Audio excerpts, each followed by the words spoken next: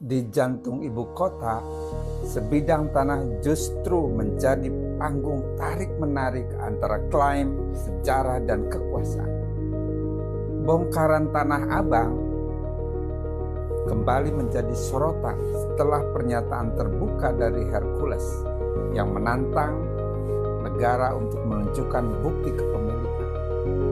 Ketegangan ini bukan sekadar soal lahan, melainkan tentang siapa yang paling sah berbicara atas ruang publik. Di tengah proyek hunian rakyat, konflik ini justru memperlihatkan betapa rumitnya pada peta kepemilikan di perkotaan. Dan publik kembali dipaksa bertanya, siapa sebenarnya pemilik sah ruang ini? Hercules menyatakan siap mengosongkan lahan di Tanah Abang jika pemerintah dapat menunjukkan bukti kepemilikan yang sah dan transparan. Ia juga membantah adanya tudingan bahwa Grijaya menguasai lahan negara dengan menegaskan adanya dasar klaim dan ahli waris Sulaiman Effendi. Pihak kuasa hukum menyebut lahan memiliki riwayat panjang sejak dokumen Egen dan Verponding 1923. Sementara pemerintah melalui Kementerian PKP menyoroti lahan tersebut sebagai aset yang berpotensi dimanfaatkan untuk hunian rakyat. PT KAI juga disebut memiliki keterkaitan klaim dalam sengketa yang masih belum terselesaikan secara hukum.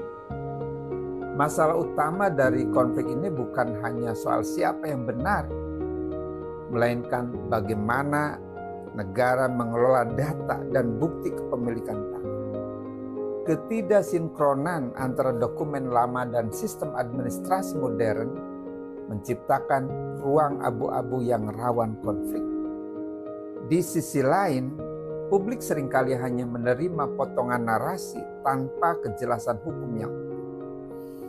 Situasi ini memperlihatkan lemahnya integrasi data pertanahan antar instansi. Akibatnya, sengketa seperti ini terus berulang tanpa penyelesaian yang benar-benar final. Fenomena ini menunjukkan bahwa persoalan tanah di Indonesia bukan sekadar hukum, melainkan juga soal kepercayaan terhadap sistem.